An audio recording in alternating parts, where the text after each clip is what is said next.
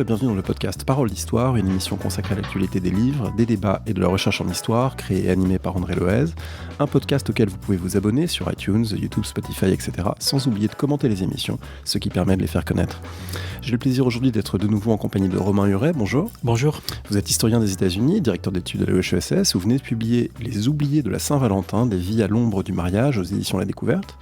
Un travail donc sur les célibataires, c'est un sujet qu'on a déjà abordé dans le podcast, à travers notamment le petit livre de Juliette Eméou, Claire-Lise Gaillard, c'était l'épisode 295 du podcast, mais ici, l'histoire des célibataires croise celle des États-Unis, et donc celle du capitalisme industriel, de l'expansion vers l'Ouest, des codes moraux et religieux très spécifiques de cette société. Alors je voulais vous demander, pour commencer, après avoir travaillé notamment sur de grands personnages, entre guillemets, comme Nixon ou le financier Andrew Mellon, on en avait parlé à ce micro, quel a été le déclencheur pour vous qui vous a donné envie de travailler sur ce que vous appelez ces vies à l'ombre? Le déclencheur, ce sont les archives et on reste toujours historien et donc les archives aussi ont des effets et des conséquences sur nos propres recherches. Et il y a quelques années, j'ai écrit un livre qui a été publié uniquement aux États-Unis, qui s'appelle American Tax Resisters, qui porte sur les discours antifiscaux et les pratiques antifiscales aux États-Unis. Et dans les archives, j'étais tombé complètement par hasard sur une série de pétitions et de lettres envoyées par des célibataires, femmes principalement et quelques hommes, contre la pénalité fiscale qu'ils subissaient dans les années 50 et 60. Et j'ai donc décidé de creuser après coup, en me disant qu'il y avait quelque chose à faire, puisque j'observais dans ces lettres des descriptions très intimes sur des vies à l'ombre du mariage, des vies à l'écart des configurations matrimoniales, et ces femmes, ces hommes racontaient une autre expérience de vie. Et je me suis dit qu'il y avait sans doute là un sujet à creuser, et c'est l'origine du livre qui a démarré il y a une quinzaine d'années. Un sujet à creuser qu'on approche à travers des enjeux de définition, et du coup peut-être pour commencer, il y a un vocabulaire anglophone assez riche, assez varié de ce qu'est un vocabulaire. Alors est-ce qu'on peut peut-être décliner certains de ces termes? On parle de bachelor, de single, mais aussi de maid, de spinster pour des femmes. Il y a des hommes célibataires qui sont surnommés uncle parfois. Que nous disent ces mots d'une condition qui est à la fois commune mais en même temps très, très variable? Les mots ont longtemps dit un mépris très profond pour les célibataires. Et le terme qui revient le plus souvent pour les hommes est celui de vieux garçon, bachelors, et celui qui revient le plus pour les femmes est celui de vieilles filles, old maids. Et c'est très intéressant parce que dans le terme, il y a à la fois une allusion à la vieillesse, et donc la temporalité est essentielle pour définir le célibat, et il y a également un élément qui fait de ces hommes et de ces femmes des filles ou des garçons éternels qui ne deviennent jamais des adultes. Et donc il y a un paradoxe très intéressant dans la manière de les désigner. On les renvoie toujours à leur âge et au fait qu'ils ne sont jamais devenus véritablement adultes parce qu'ils ne sont pas mariés. Il y a un autre terme qui est intéressant, c'est celui de single, qui devient majoritaire dans les années 60-70. Et ce terme-là renverse le stigmate du célibat. Là où on y voyait du mépris, de la honte, tout d'un coup dans les années 60 et 70, on va y voir de l'émancipation, de la liberté, une capacité à vivre mieux sa vie que les couples mariés. Et donc, on va utiliser ce terme de single qui devient un vrai terme moderne pour désigner une nouvelle forme de célibat définitivement affranchie des cadres du mariage. Ce qui d'ailleurs pose un problème historiographique parce que, vous le dites dans votre introduction, cette visibilité nouvelle des singles qui vont en boîte de nuit et s'émancipent de plein de choses dans les années 1970 en particulier, a tendu à masquer un petit peu la condition ordinaire des célibataires et faire comme si finalement un âge d'or s'ouvrait et un âge noir se refermait, alors que les choses sont beaucoup plus nuancées et ça ne concerne pas toute la société. Vous avez absolument raison, et dans le livre, je fais allusion à un film, et vous l'avez cité sans le dire, qui est La fièvre du samedi soir, où on voit des célibataires, hommes et femmes, danser sans se préoccuper du mariage. Mais je fais également allusion à un autre livre très connu, qui parle aussi de pistes de danse et de bal, qui est le livre de Pierre Bourdieu, Le bal des célibataires, dans lequel Pierre Bourdieu s'intéresse aux célibataires masculins dans le sud-ouest, dans son Béarn natal, pour rappeler que ces hommes ne dansaient pas et n'allaient pas chercher une compagne au début du XXe siècle. Et Pierre Bourdieu y voyait le problème du célibat, et il a cherché à comprendre ce problème du célibat. Donc, lorsque j'ai donc démarré le livre, j'avais le choix entre considérer le célibat comme un problème, à la façon de Pierre Bourdieu, ou le voir comme une forme d'émancipation à la manière de la culture populaire aux États-Unis des années 70 aux années 2000. Et ce qu'on ne voyait pas, et c'est ce que j'ai essayé de chercher dans le livre, c'est les célibataires ordinaires, sans penser a posteriori qu'ils étaient un problème, ou sans penser qu'ils étaient plus émancipés que les hommes et les femmes mariés. Oui, du coup, ça donne un livre qui n'est pas construit, je dirais, comme une démonstration prouvant une thèse, mais plus comme une sorte de coupe transversale, de coupe tectonique dans la société des États-Unis, post-guerre civile, disons, et jusqu'à la fin du XXe siècle, pour montrer qu'en fait, on les trouve dans toutes les sphères sociales, mais on les trouve en mode mineur, difficile parfois à voir, et du coup, nécessitant un travail d'archives. On va sans doute revenir sur cette question des documents. Pour rester un instant sur la définition, vous avez parlé de l'âge, c'est très important et ça complique l'approche notamment statistique des choses parce que ça n'aurait aucun sens de dire telle personne de 18 ans n'est pas mariée, c'est un ou une célibataire parce qu'on est dans une phase préalable à la formation des couples dans bien des cas. Et inversement, attendre 70 ans pour constater que quelqu'un s'est jamais marié, ça fait qu'elle ne rentre pas dans le cadrage ou le comptage peut-être nécessaire. Alors du coup, comment on fixe un seuil pour déterminer quand est-ce qu'une personne est célibataire, si on prend comme critère le fait d'être resté en dehors, on va dire, du marché matrimonial? Alors vous avez absolument raison, c'est une question cruciale, la barrière qui nous permet de définir ce que les démographes appellent le célibat définitif. Première chose à dire, il n'y a jamais de célibat définitif. On peut toujours se marier. Et au XXIe siècle, on voit des mariages extrêmement tardifs qui compliquent la donne. Notamment d'ailleurs, vous le dites dans le livre, une femme qui était partisane du célibat endurci et qui a fini par se marier et qui s'est attiré les foudres de ses lectrices parce qu'elle avait semblé renoncer à ce qu'elle défendait auparavant. Absolument, elle s'appelle Marjorie Hillis. C'est une écrivaine et journaliste qui va écrire un livre qui est une ode au célibat et une défense du célibat définitif, et elle finira par se marier au grand désespoir de ses lectrices. La question qui se pose, c'est comment définit-on ce célibat définitif et quelle est la barrière qu'on peut choisir pour s'intéresser à ce groupe, les célibataires. J'avais deux choix, soit une barrière haute, 45-50 ans, qui correspond à peu près à la barrière que choisissent les démographes, parce qu'elle correspond souvent à des critères biologiques, notamment pour les femmes. C'est l'âge auquel elles ne peuvent plus procréer. Donc il y a là une barrière qui semble définitive. Mais il me semblait qu'il y avait dans cette barrière-là un manque qui était lié à la manière dont la société, dont les institutions définissent elles-mêmes les célibataires. Pour prendre un exemple très simple, le fisc états-unien définit un célibataire définitif à partir de 35 ans. Et ce qui m'intéresse beaucoup dans le livre, ce sont les statuts sociaux des célibataires. Et donc, j'ai choisi cette barrière de 35 ans comme étant une date à partir de laquelle on considère un individu, homme ou femme, comme célibataire définitif aux États-Unis. C'est un choix qui est temporaire, c'est un choix qui n'est pas définitif pour l'historien que je suis, et je le dis de manière très modeste. Il y a des sorties de célibat dans les statistiques que je présente, mais je pense que ces sorties de célibat sont minimes par rapport au nombre de célibataires qui ne vont jamais se marier. Alors, ce statut, c'est un statut, on a commencé à le dire, qui est largement dévalorisé, y compris avec des conséquences juridiques, on va y revenir. Cette dévalorisation, elle repose sur plein de choses. Je vous propose d'écouter un petit extrait sonore et je pense que vous allez reconnaître de qui et de quoi il s'agit. We're effectively run in this country via the Democrats, via our corporate oligarchs, by a bunch of childless cat ladies who are miserable at their own lives and the choices that they've made, and so they want to make the rest of the country miserable too.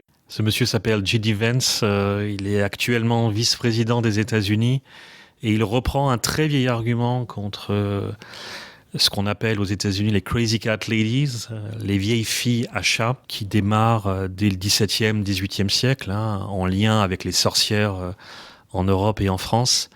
Et on désigne par ce vocable, vieille fille à chat, ces célibataires femmes qui n'ont pas d'autres compagnons que les chats, les animaux, la nature.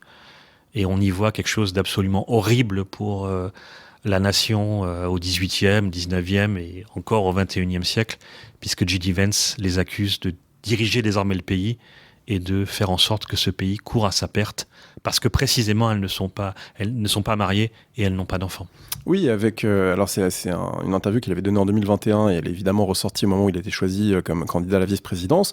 Et du coup, il était amené à se justifier. Et puis, toute une série de commentateurs de la droite américaine en ont rajouté en disant, finalement, oui, il est vrai que des célibataires sont une charge pour l'État, qu'inversement, les gens qui produisent des enfants qui procréent ne le sont pas, ils remplissent leurs fonctions sociales, religieuses, biologiques, etc., etc. Autrement dit, ça veut dire qu'il y a une certaine permanence quand même de ces discours. Alors même si sur le moment, on a pu croire que ça allait jouer à son détriment, bon, ça n'a pas été décisif en tout cas, mais ces discours, ils sont quand même relativement ancrés. D'où ils viennent ? Qui est à l'origine de cette idée que quelqu'un qui ne se marie pas et qui vit avec ses chats, c'est quelqu'un de nuisible à la société ? Alors ces discours ont une histoire très longue. Ils ont été portés par les autorités morales et politiques du pays depuis la Révolution aux États-Unis. Et on voit les célibataires comme des êtres dangereux, inquiétants, égoïstes pour les hommes. On accuse les hommes de ne pas se marier pour préférer une vie hédoniste, une vie de plaisir aux responsabilités paternelles, aux responsabilités familiales. Et on accuse les femmes de ne pas se conformer à leur statut reproducteur, et ne pas faire d'enfants, à ne pas se marier et de mettre en danger la démographie aux États-Unis. Et il est très intéressant de constater que dans les périodes de forte immigration aux États-Unis, on accuse sans cesse les célibataires d'être responsables de la mise en danger démographique du pays et du risque que la race blanche aux États-Unis disparaisse. Il ne faut pas attendre Donald Trump pour voir ce constat extrêmement violent. Dès la fin du XIXe siècle et le début du XXe siècle, comme je le raconte dans le livre, cette inquiétude du suicide de la race blanche était très présente et on avait peur que les migrants en provenance d'Europe de l'Est et du Sud brisent le socle protestant et blanc et que les femmes célibataires, notamment protestantes, ne fassent pas d'enfants et donc que la race blanche qui a fondé, disait-on alors, le pays, disparaisse à cause précisément des célibataires. Donc le discours est très ancien, il est durable, il revient régulièrement et dans toutes les périodes d'angoisse démographique que connaît régulièrement le pays, on y est en ce moment. Trump incarne cette angoisse démographique sur l'avenir du pays. On voit ressurgir des attaques extrêmement violentes contre les célibataires et parmi les célibataires, les femmes célibataires en premier.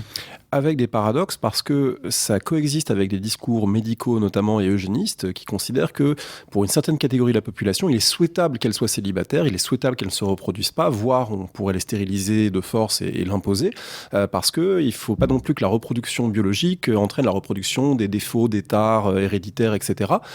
Et du coup, ça s'articule de manière paradoxale. À la fois, on peut reprocher à des gens d'être célibataires et on peut aussi contraindre en quelque sorte au célibat et à l'impossibilité de se reproduire des catégories jugées dangereuses.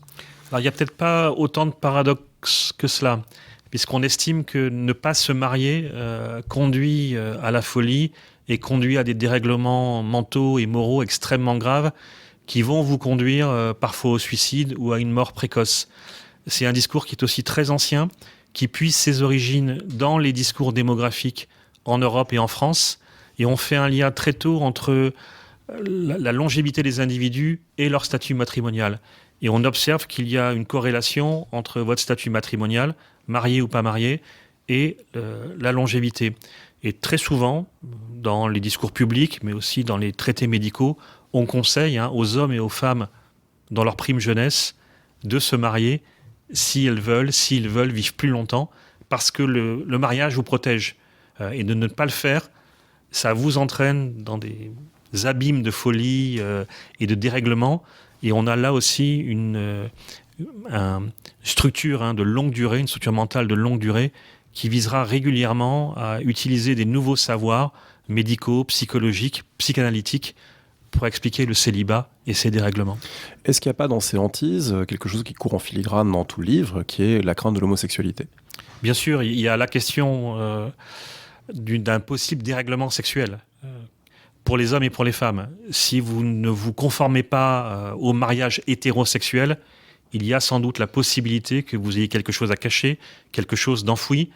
C'est pour cela que les premiers psychanalystes aux États-Unis vont beaucoup s'intéresser à la question du célibat et des célibataires et vont faire des célibataires des personnages psychotiques, dangereux, inquiétants.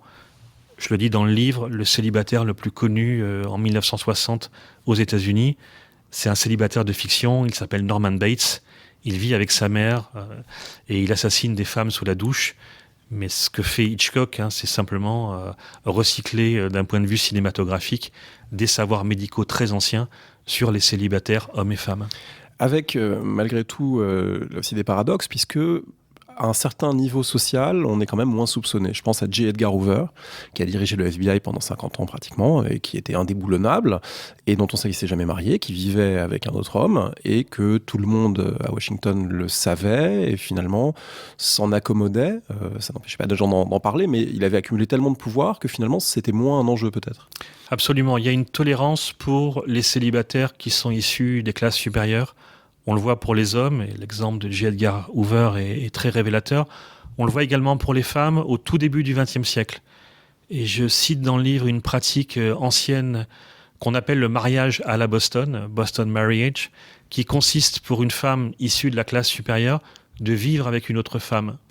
Et cela était relativement toléré dans les villes de la côte Est, et dans les États du Nord-Est au début du XXe siècle. Et on acceptait même que ces femmes adoptent des enfants. Et je montre dans le livre des photographies assez incroyables de deux femmes qui vivent ensemble et qui adoptent des enfants au tout début du XXe siècle. Et en regardant ces photographies aujourd'hui, on pourrait avoir l'impression que nous sommes en 2026 dans le Massachusetts, mais nous sommes un siècle plus tôt. Alors ces familles restaient discrètes, la tolérance était limitée par la discrétion, et donc les célibataires, ces couples de célibataires devaient peu ou pas se montrer dans l'espace public, mais néanmoins on tolérait pour les femmes des classes supérieures ce célibat. Ce qui veut dire, et vous l'écrivez en conclusion, qu'un petit peu comme pour les pauvres, il y a les bons et les mauvais. Et il y a ceux qui sont méritants et discrets, et il y a ceux qui sont dangereux pour l'ordre social. Et finalement, en fonction de ça, c'est moins la condition que la manière dont la condition s'ancre ou pas dans les critères moraux et sociaux de la société. Absolument, et on le verra pour une part du célibat qui va augmenter au fur et à mesure des décennies, c'est le célibat afro-américain, masculin et féminin, qui est assez tardif pour la communauté afro-américaine, puisque le mariage dans cette communauté était vu comme une promesse d'émancipation et comme un acte d'émancipation fort après la guerre de sécession. Donc le taux de célibat est très faible à la fin du XIXe siècle, au début du XXe siècle, dans le monde afro-américain. Mais progressivement, on va voir, pour des raisons liées aux migrations des hommes afro-américains et à la paupérisation croissante de cette population, on va voir dans les deux catégories, hommes et femmes, le nombre de célibataires augmenter.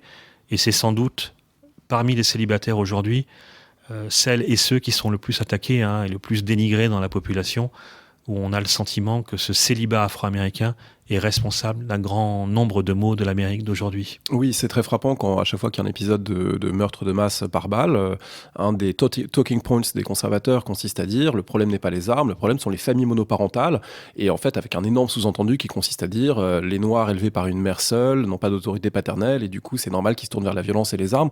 Donc c'est quelque chose, en particulier la figure de la mère noire élevant seule des garçons qu'elle est incapable de contrôler, c'est quelque chose qui structure tout un imaginaire raciste de la droite américaine. Tout à fait. Et vous avez évoqué la question du vocabulaire, des mots. Le terme de single mothers est un mot codé, comme on dit aux États-Unis, pour désigner les mères afro-américaines qui fuient leurs responsabilités et qui enfantent un monde cruel et dangereux. Alors on a beaucoup parlé des perceptions, des stéréotypes, mais le plus intéressant, je pense, dans votre enquête, consiste à montrer que ça se traduit légalement, ça se traduit dans toute une série de cases à cocher, ce qui n'est pas forcément quelque chose d'évident pour quelqu'un de continental, de francophone, parce que les recensements, les contrats d'assurance, les dispositions fiscales ne sont pas exactement du même ordre, mais aux États-Unis, il y a régulièrement la case married ou single à cocher, et non seulement ça, mais il y a même des dispositifs de zonage résidentiel. Autrement dit, il y a toute une architecture institutionnelle et légale qui prend en compte le critère du célibat, qui prend en compte de manière, disons-le, discriminante.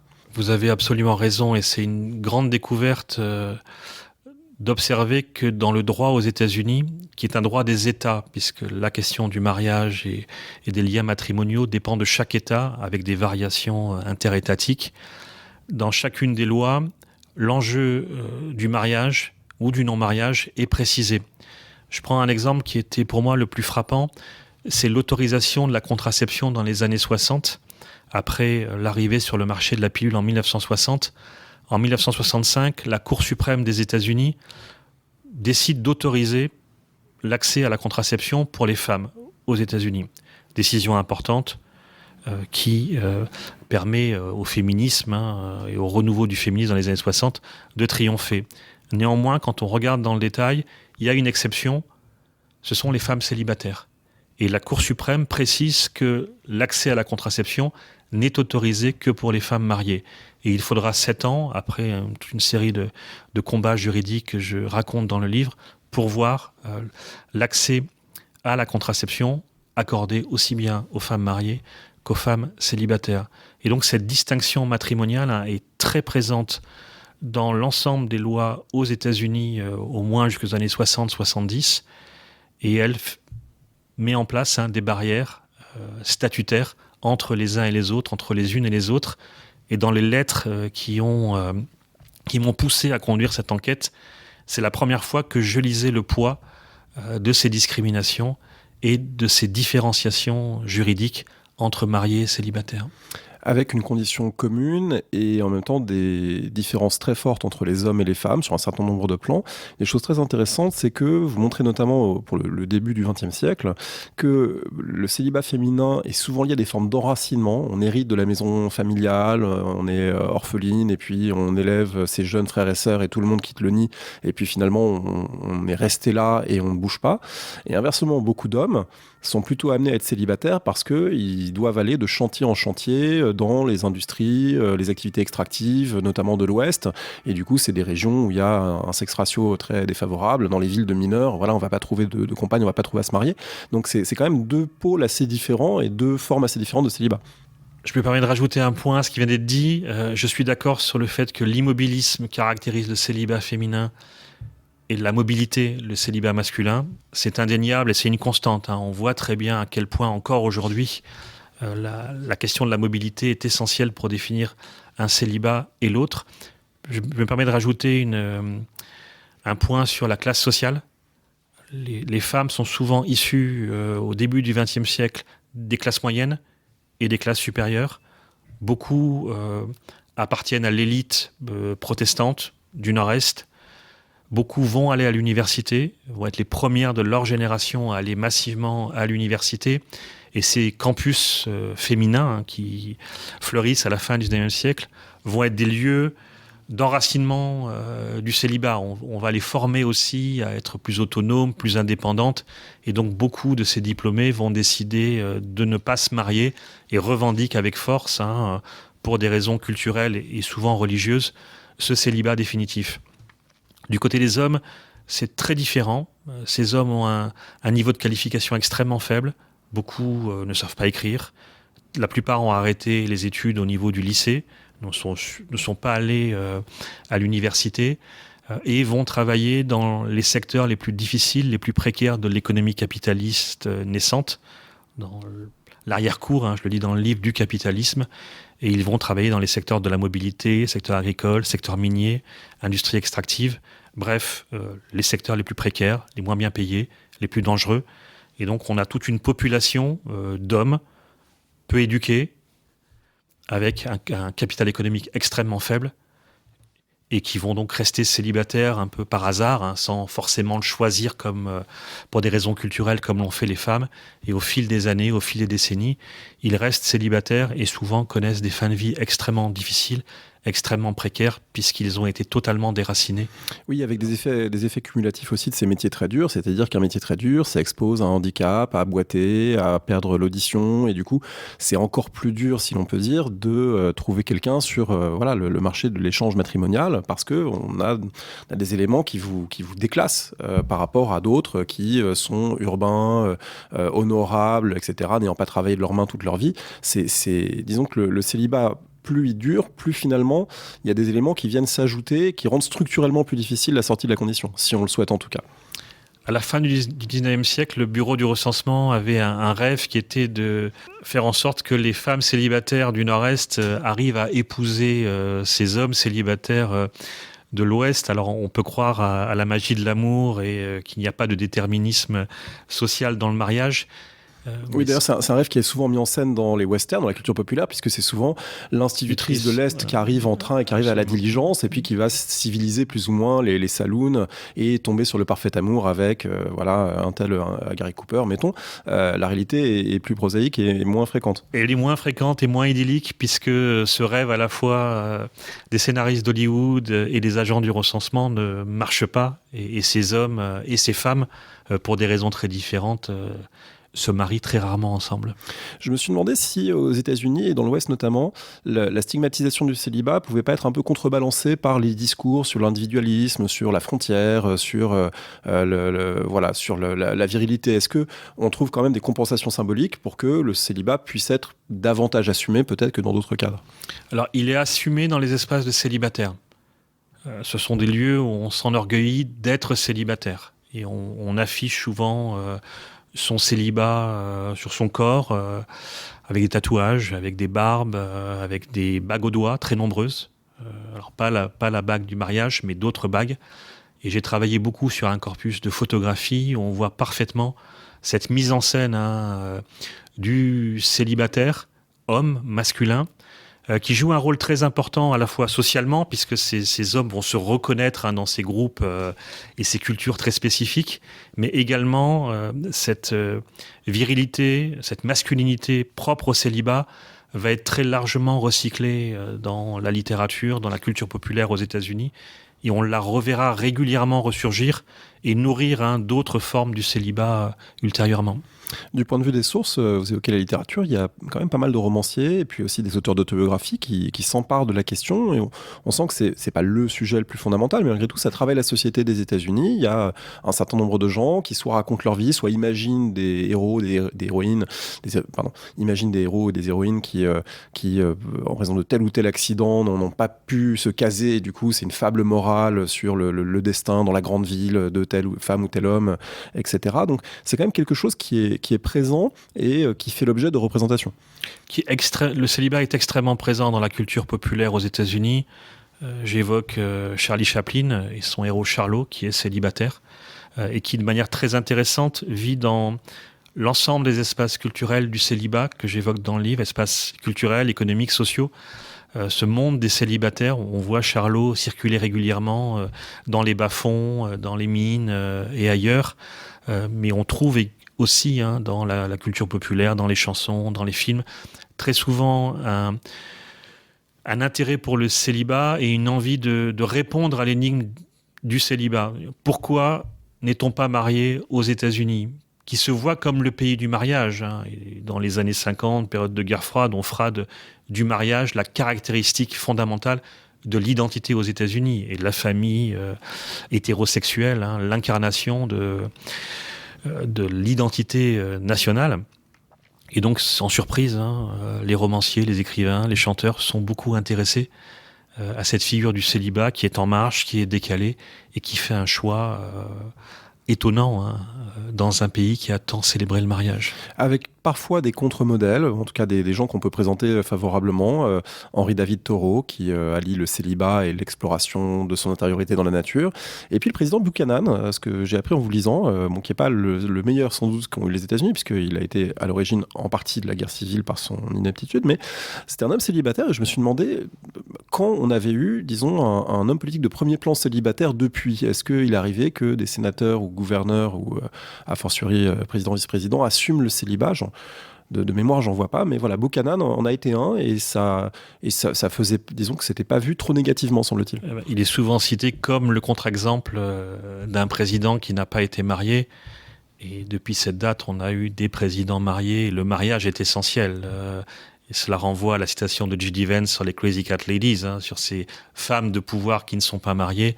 On considère aujourd'hui encore aux États-Unis que le fait d'être marié, le fait d'être père de famille ou mère de famille sont des dispositions essentielles pour pouvoir ensuite exercer des fonctions d'autorité. Est-ce que vous pouvez dire un mot, vous avez commencé à en parler un peu, de la place de la photographie dans le livre et des fonds photographiques que vous avez travaillés, parce qu'il y a beaucoup de photos, et souvent assez touchantes, effectivement, qui ne sont pas des photos héroïsantes, qui ne sont pas des photos de magazines mettant en scène voilà, le célibataire qui s'affirme et qui s'amuse, mais plutôt de gens modestes, dans des intérieurs modestes, qui montrent la solitude. Comment vous l'avez travaillé? Qu'est-ce qui vous intéressait? Alors, j'avais 2 problèmes par rapport au livre. Le premier problème était les sources disponibles pour raconter l'histoire du célibat. Et très vite, j'ai eu une difficulté avec les hommes et je trouvais très peu de sources, d'archives sur ces célibataires masculins pour les raisons que j'ai évoquées précédemment. Leur vie mobile, leur illettrisme, leur circulation permanente, leur mort souvent dans des lieux extrêmement isolés. Et puis moins souvent faisant partie de cercles militants comme des réformatrices sociales type Jane Addams, des féministes, des femmes qui ont pu être aussi dans des collectifs et accéder à l'écrit pour le raconter. Ça existe pour les hommes, mais c'est moins fréquent. Tout à fait. Et ces femmes étaient aussi dans un milieu de personnes qui aimaient beaucoup l'écrit, donc qui échangeaient d'importantes correspondances, et donc on a des archives tout à fait colossales pour raconter le célibat féminin. Ce n'était pas le cas pour les hommes, et donc je me suis intéressé à ce corpus photographique qui est particulièrement riche aux États-Unis, pour une raison simple: les archives municipales, locales, nationales font un travail extraordinaire de numérisation de fonds photographiques, et donc pour l'historien que je suis, ça a été assez facile à distance de pouvoir solliciter les archivistes, parfois dans de très petites archives municipales, et de leur demander de vérifier que telle personne présente sur tel fonds photographique était bien célibataire et célibataire définitif. Mais en tout cas, tout ce corpus photographique m'a aidé à raconter l'histoire du célibat masculin. L'autre difficulté qui était la mienne, c'était de réfléchir, et vous avez utilisé un terme que je combats dans le livre, qui est celui de la solitude des célibataires.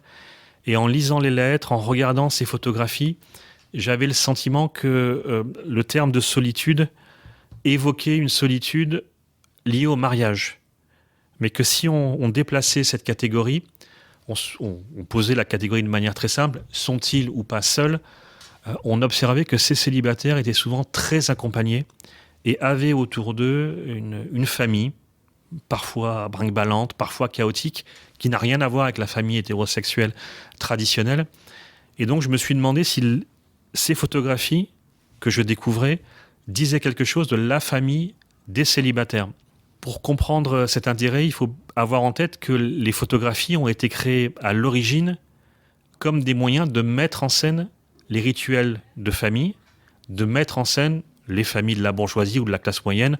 Au XIXe siècle, la bourgeoisie met en scène sa famille et on se photographie, tout bon père de famille se photographie avec ses enfants, avec sa compagne. Et donc ce que j'ai trouvé très intéressant, c'est de regarder ces photographies comme étant la représentation des familles de célibataires. Et il y a un certain nombre d'exemples dans le livre où on voit des familles qu'on appellerait aujourd'hui recomposées, avec des femmes célibataires qui posent pour l'une d'entre elles à côté de sa sœur qu'elle a élevée pendant des années et de sa fille adoptive. Et ce qui est intéressant, c'est d'envisager que cette femme qui vit dans le Kansas a pris le train pour aller rencontrer un photographe officiel et pour lui demander de prendre en photo sa famille de femmes célibataires. Aujourd'hui, on appelle ça une famille recomposée, et on sait que ces familles explosent dans le monde entier. Au début du XXe siècle, on avait déjà envie, au sein de ce monde du célibat, de créer sa propre famille pour s'inscrire dans une histoire et une généalogie familiale. Alors c'est intéressant aussi parce que même si on revient au commentaire de J.D. Vance et des Cat Ladies, s'il est si fréquent, c'est aussi parce qu'il part en partie de choses qui sont observables, parce qu'effectivement, vous montrez que beaucoup de ces célibataires, justement pour ne pas avoir une solitude, une condamnation à une solitude du fait de l'absence du cadre matrimonial, multiplient des relations amicales, de voisinage, avec des collatéraux, frères, sœurs plus jeunes, plus âgés, etc. Et aussi ont une sensibilité au monde naturel, au monde animal, qui les amène à avoir des animaux, à s'en occuper, mais aussi à faire partie parfois des premières personnes qui militent pour la défense des droits des animaux et plus largement pour la défense de la nature. Peut-être pour répondre aux 2 questions ensemble, je prendrai l'exemple de la militante écologiste la plus célèbre du XXe siècle aux États-Unis. Elle s'appelle Rachel Carson. Elle a publié un livre majeur qui s'appelle Printemps silencieux, Silent Spring, et elle est célibataire. Et de manière très intéressante, lorsqu'elle publie le livre, les attaques vont être d'une violence considérable. On va l'accuser d'être une très mauvaise scientifique qui accuse à tort l'industrie aux États-Unis, notamment l'industrie agroalimentaire, d'empoisonner les sols avec l'usage massif de pesticides. Ce qui est intéressant, c'est que les accusations portent sur son célibat. Et il y a un élu du Congrès qui ira tellement loin qu'il expliquera que son désaccord avec l'usage des pesticides renvoie à sa propre infertilité. En faisant, à nouveau, on est dans les années 60 où la psychanalyse est partout. Et donc cet élu du Congrès expliquera son intérêt pour les pesticides par son infertilité. Rachel Carson n'est pas du tout une célibataire qui vit seule, une célibataire qui ne connaît pas les enjeux de la maternité, puisqu'elle va adopter son neveu à la suite du décès de sa sœur. Elle va élever sa mère. Et donc Rachel Carson, typiquement, est une célibataire qui a une famille à elle, particulière, différente des cadres traditionnels, mais qui ne vit pas seule et qui s'accompagne tout au long de sa vie de sa propre famille. Et elle ajoutera à cette famille, comme vous l'avez dit, des amis. Il y a une correspondance extrêmement forte chez Carson avec des amis de longue date, mais aussi le monde animal, puisque les animaux, et notamment dans son cas, jouent un rôle très important. Mais de manière plus intéressante, et c'est une grande découverte pour moi que je n'avais pas du tout anticipé, en écrivant au début cet ouvrage et en faisant mes recherches, les célibataires ont un rapport très particulier à la nature, au monde animal, au monde végétal, et j'ai pu l'observer à travers un corpus photographique. Beaucoup de célibataires sont des photographes, s'intéressent à la nature, s'intéressent aux animaux autour d'elle, et là il y a un renversement intéressant du stigmate de la vieille fille à chat. Là on y voit quelque chose de sombre et de négatif. On peut aussi y voir un foyer hybride avec une femme qui décide de s'entourer d'animaux dans son environnement proche. Et on verra très souvent, comme vous l'avez dit, les célibataires hommes et femmes s'engager dans des causes en faveur de l'environnement, s'engager pour défendre la randonnée aux États-Unis. Et je montre que les pionniers en matière de démocratisation de la randonnée, qui est aujourd'hui un sport national aux États-Unis, sont des célibataires qui vont ouvrir des sentiers, qui vont ouvrir des pistes, qui vont démocratiser la pratique, notamment pour les femmes.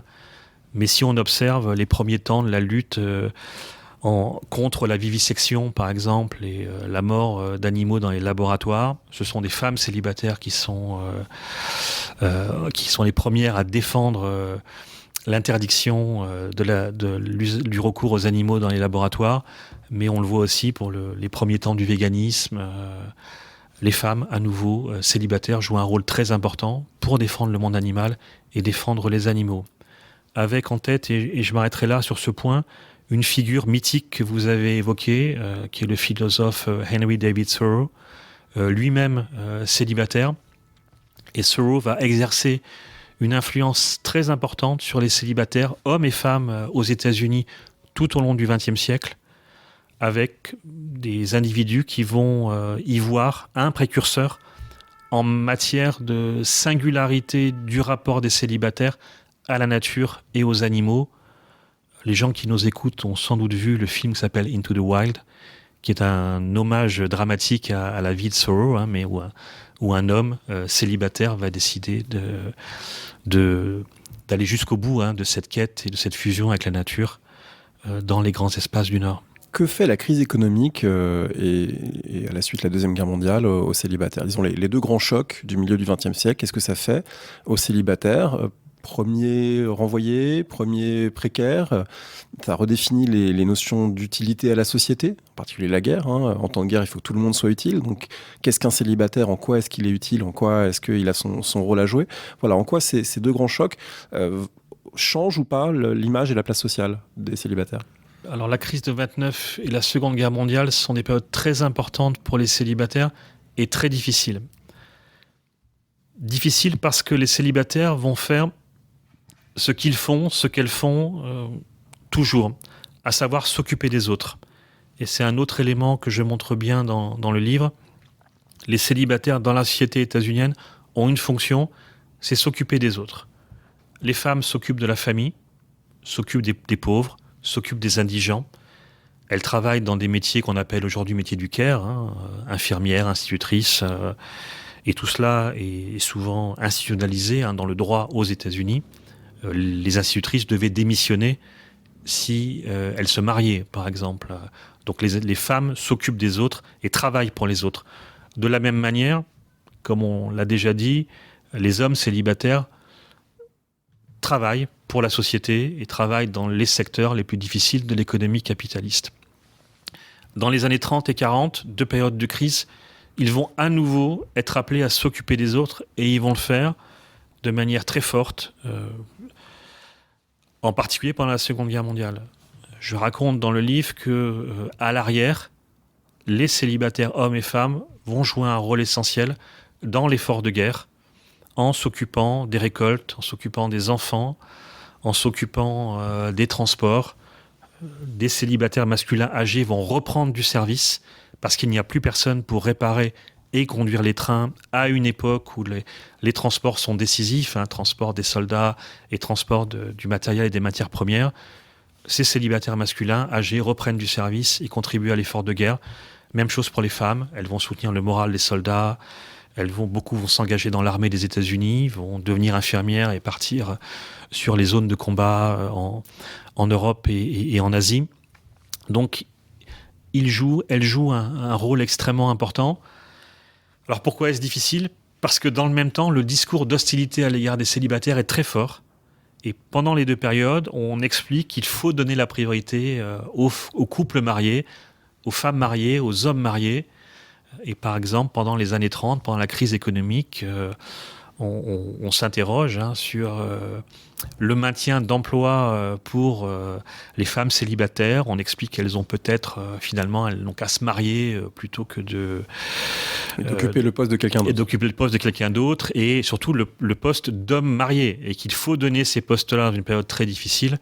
Et des lois iront dans ce sens-là pour donner ces emplois aux hommes mariés, puisque la grande obsession de l'administration Roosevelt dans les années 30 et pendant la Seconde Guerre mondiale, c'est de restaurer l'autorité du chef de famille marié, et qu'il faut tout faire pour que l'État social et le New Deal restaurent la force de l'homme marié et de sa famille.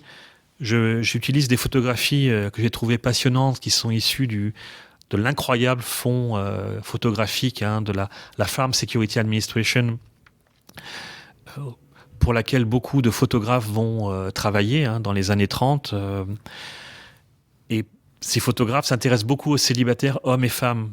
Quand ils partent sur la route, quand ils travaillent pour le New Deal, ils photographient des hommes seuls, ils photographient des femmes seules, ils photographient des travailleurs agricoles seuls, ou des ouvriers saisonniers vivant seuls, ou dans des célibatoriums pour travailleurs agricoles.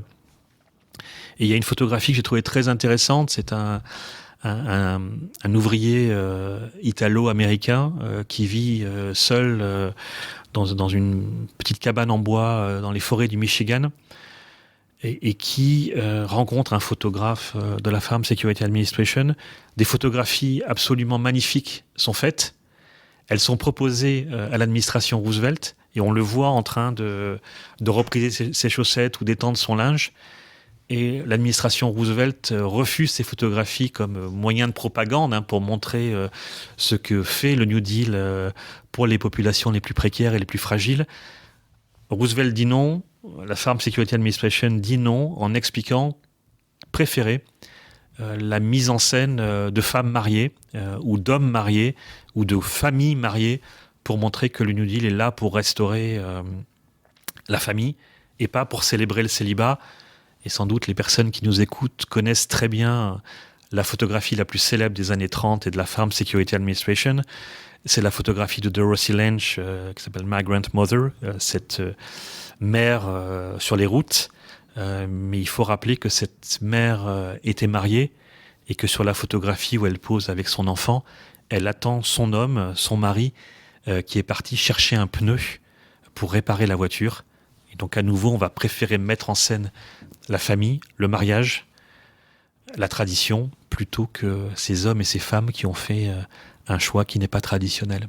Après ces périodes déjà difficiles des années 1930 et de la guerre, vient le moment qui est sans doute le plus contraignant du livre, c'est les années 1950 et ce rêve d'une Amérique pavillonnaire, macartiste, obsédée par le mariage et par un modèle familial.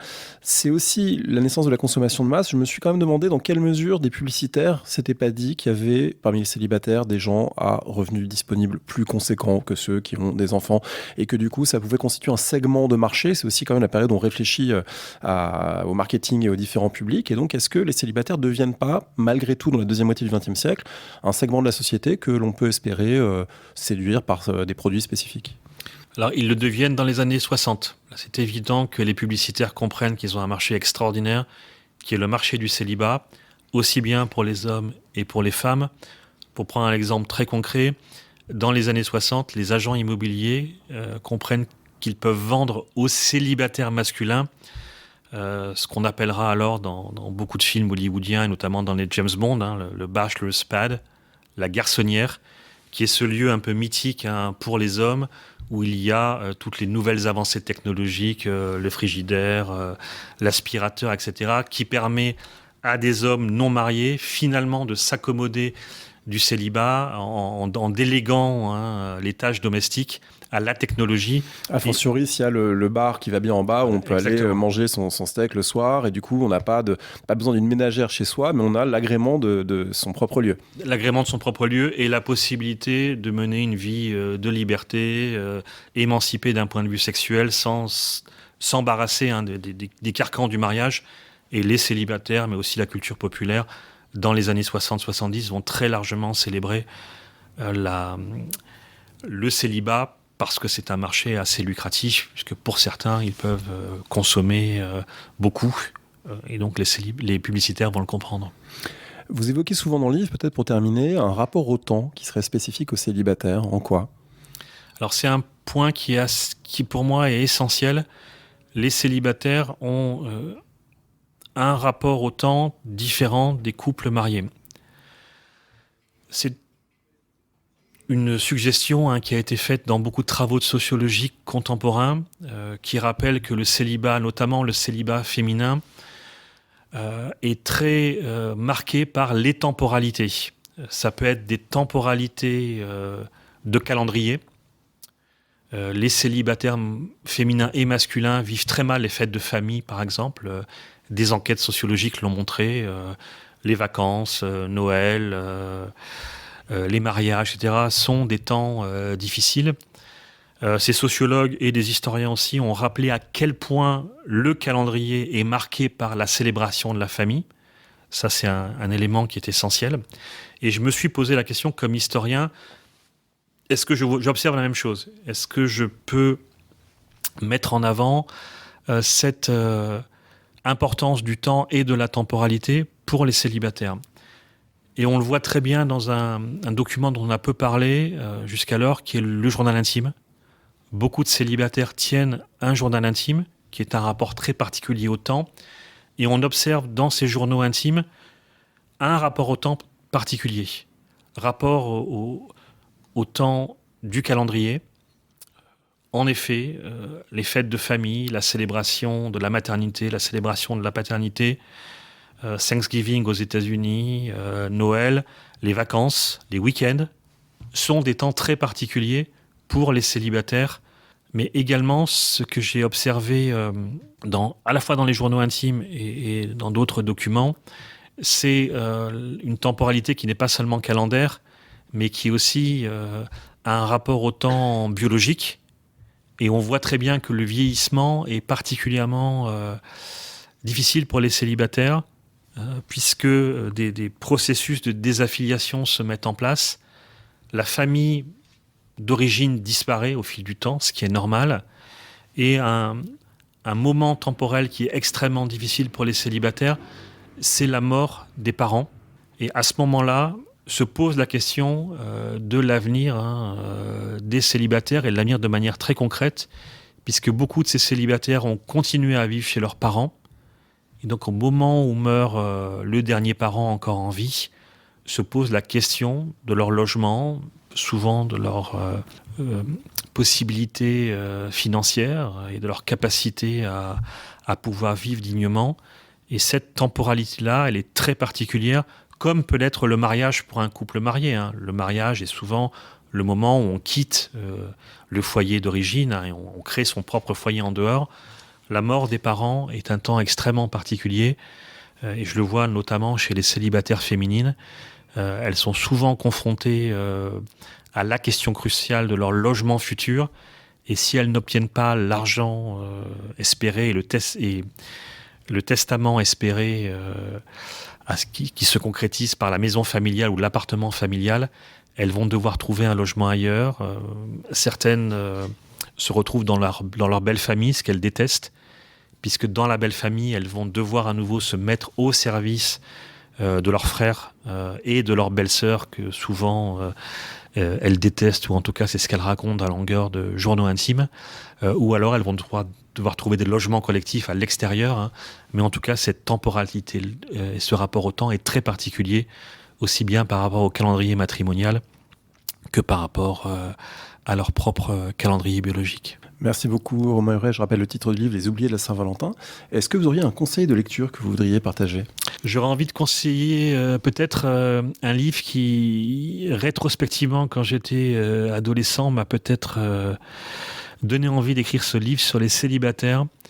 C'est un très beau livre sur le célibat écrit par un des plus grands écrivains états-uniens du XXe siècle. Il s'appelle William Faulkner. Il a écrit un livre magnifique qui s'appelle Lumière d'août, qui est un récit où s'entrecroisent des destins de célibataires et le racisme, les violences intrafamiliales dans le sud des années 1920 et 1930, avec des techniques littéraires qui sont intéressantes et qui font écho à ce que nous avons pu dire, puisque Faulkner déjà avait pressenti que les célibataires avaient un rapport très particulier à la temporalité, à l'écriture, à leur place dans la société, à leur place dans la famille, et que bien souvent, ils étaient les dépositaires des violences intrafamiliales ou des violences sociales, comme le racisme dans le sud des États-Unis, et que ce lourd héritage qui pesait parfois sur leurs épaules et pouvait être source d'émancipation dans certains cas, mais dans d'autres, source d'oppression et source de grandes difficultés à vivre dans le sud des États-Unis, mais bien au-delà, dans l'ensemble du pays. Donc si j'avais un conseil de lecture, c'est ce livre magnifique de William Faulkner. Merci beaucoup. Merci à vous. Merci d'avoir écouté l'émission. Rendez-vous sur le site parolehistoire.fr pour retrouver l'intégralité des épisodes et des séries thématiques. Rendez-vous également une semaine sur deux le vendredi avec Alexandre Jublin sur le fil du collimateur pour le podcast d'histoire de la guerre et des conflits armés, Le fil de l'épée. N'hésitez pas à laisser une note ou un commentaire sur le podcast, notamment sur iTunes ou Spotify. Et à bientôt pour un nouvel épisode.